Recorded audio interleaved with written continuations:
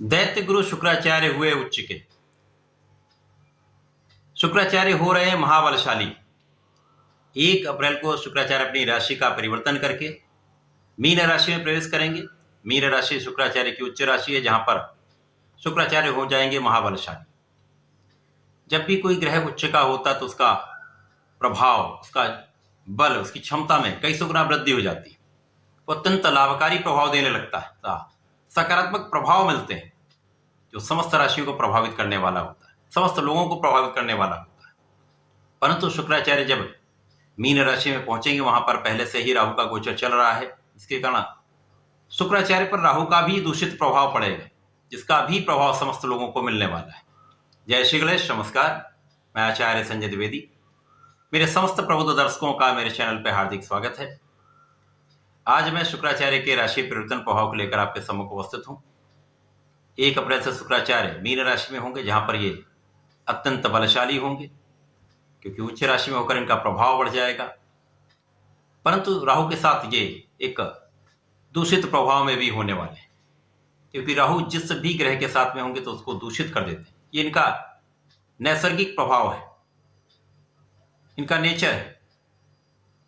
जिस भी ग्रह के साथ रहेंगे उसको सूर्य और चंद्रमा को ग्रहण लगाते हैं, मंगल के साथ अंगारक दोष बनता है, बुध को जड़ दोष में डालते हैं, तथा शुक्राचार्य के साथ अत्यंत भ्रामक योग बनता है, दूषित योग बनता है, चरित्रहीनता का योग बनता है। यदि किसी जातक कुंडली में शुक्र अच्छी अवस्था में है, बलवान है, राहु से दूषित नहीं है, तो किसी प्रकार का कोई संकट नहीं है। परंतु जिनकी कुंडली में ऐसे योग हैं, उनको इस समय में बहुत सजग भी रहना हो। यद्यपि जब भी शुक्राचार्य और राहु का आपसी संबंध बनता है, यदि ये एक अच्छी स्थिति में है, दोनों बलवान अवस्था में हैं, तो शुक्राचार्य के विशेष प्रभाव को कई गुना बढ़ा देते हैं। जिस भाव में है उस भाव के प्रभाव को कई गुना बढ़ा देते हैं, तो उस प्रभाव की अति हो जाती है। यदि धन में है तो धन की विशालता प्राप्त होगी, लाभ होगा तो लाभ कई सौ गुना बढ़ जाएगा। इसी प्रकार से समस्त भाव को कई गुना बढ़ा देते हैं, क्योंकि दोनों नैसर्गिक रूप से मित्र भाव में होते हैं।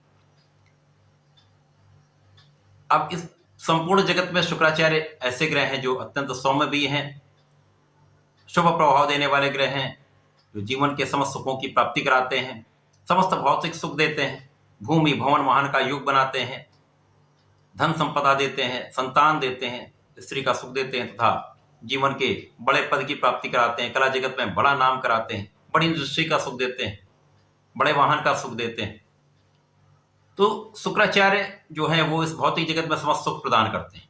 तो जब ये अत्यंत प्रबल अवस्था में आने वाले हैं, महाबलशाली होने वाले हैं, तो निश्चित रूप से समस्त राशियों पर इनका विशेष प्रभाव मिलने वाला है। परंतु राहु का कुछ दूषित प्रभाव भी प्राप्त होगा। परंतु ये अलग अलग राशियों के लिए अलग अलग भाव में होंगे, उसी के अनुसार ही परिणाम की प्राप्ति हो। आज मैं कर्क राशि के लिए शुक्राचार्य की इस राशि परिवर्तन का क्या प्रभाव मिलेगा,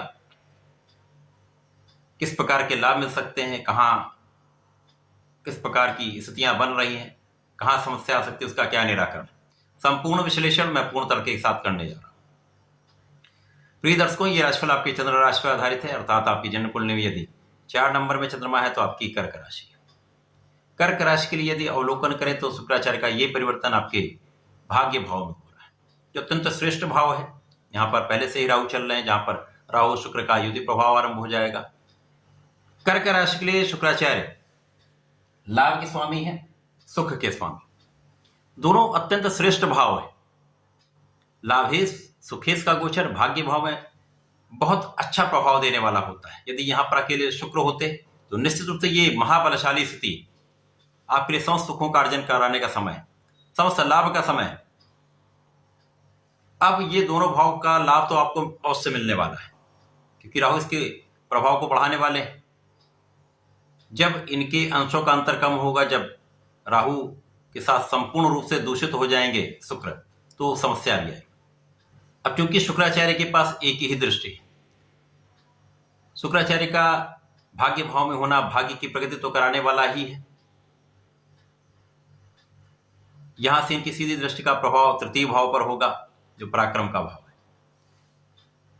जब तक ये दूषित प्रभाव में नहीं होंगे तो आपका परिश्रम भी अच्छा होगा, लोगों का सहयोग भी प्राप्त होगा, आप अच्छा काम करने वाले, कार्यक्षेत्र में आपकी प्रगति भी होने वाली, जिससे एक अच्छा लाभ आप लेने वाले।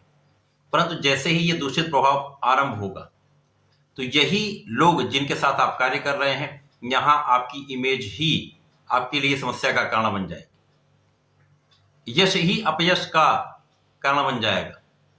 जो लोग आपका साथ देने वाले थे वही आपके विरोध में हो सकते हैं। भाई बहनों का पूर्ण साथ नहीं मिलता है। अनावश्यक मित्र जुड़ जाते हैं, जो आपके अच्छे मित्र हैं उनसे दूरी हो जाती है। इसी के कारण समस्या बढ़ जाती है, क्योंकि राहु भ्रम है।